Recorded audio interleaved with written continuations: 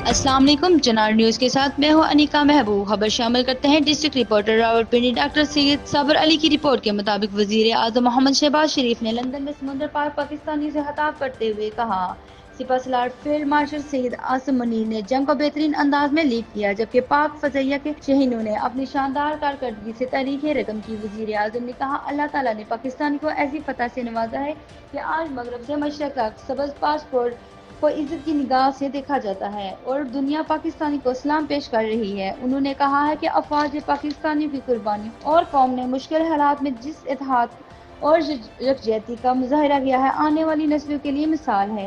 Field marshal Asim Munir ने इस जंग को लीड किया।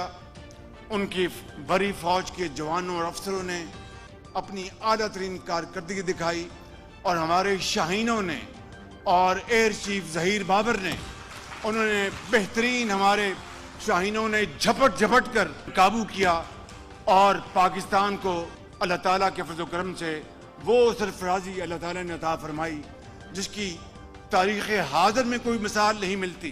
अल्लाह ताला ने अजीम पाकिस्तानियों आपको वो फतह दी है कि आज मगरब से लेकर मशरक़ तक लोग पाकिस्तान के जब सब पासपोर्ट को देखते हैं तो आगे बढ़ के कहते हैं कि हम सलाम करते हैं पाकिस्तान।